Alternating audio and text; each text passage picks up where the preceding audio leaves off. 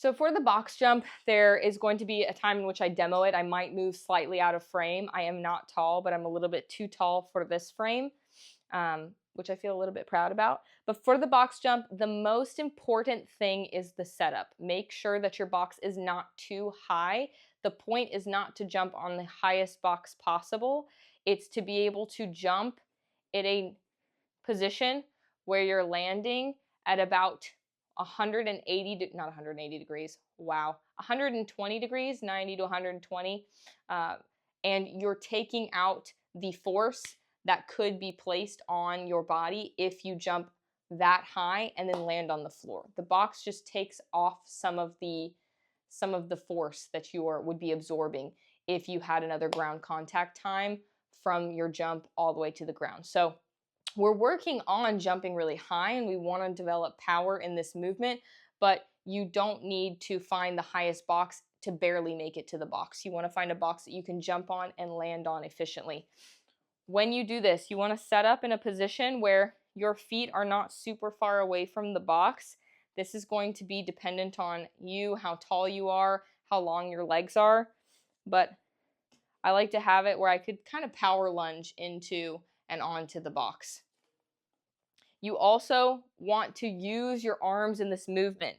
For this box jump in particular, you're not holding on dumbbells, you're not doing a weighted box jump. You're not necessarily working on just powering through the hinge. You're using your arms to help you power through that hinge. So as I get into a position to hinge, to go into this box jump, I'm also swinging my arms. I'm bringing my arms into the movement so that when I jump, I have a better chance of jumping higher and landing softly, and also landing at a higher angle with my knees on that box.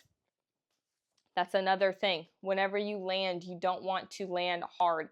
And oftentimes, if people choose a box that's too high, they're going to land on that box pretty hard because they barely made it. They're just taking all of their effort and energy into just getting on that box, and they almost squat onto the box. You do not want that.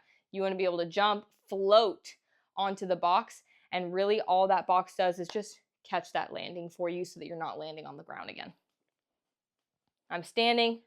I'm in my power lunge position. I get my arms ready, arm swing, and I'm jumping onto that box.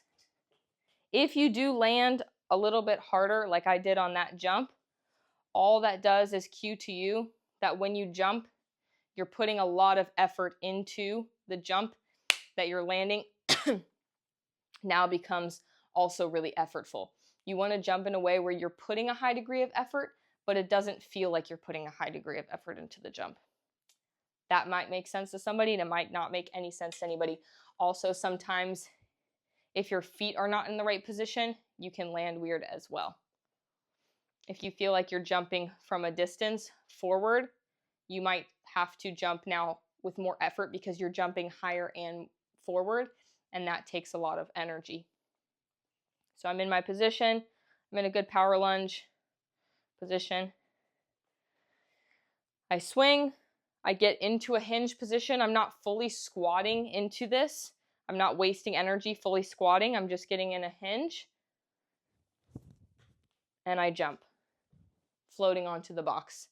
Really stand there if you need to. You don't need to hang out on the box for a while, but do fully land before coming back down. If you feel like you have landed and you immediately fall off the box, just means that you weren't stable in your landing. That's all. So those are my tips for the box jump. Have fun.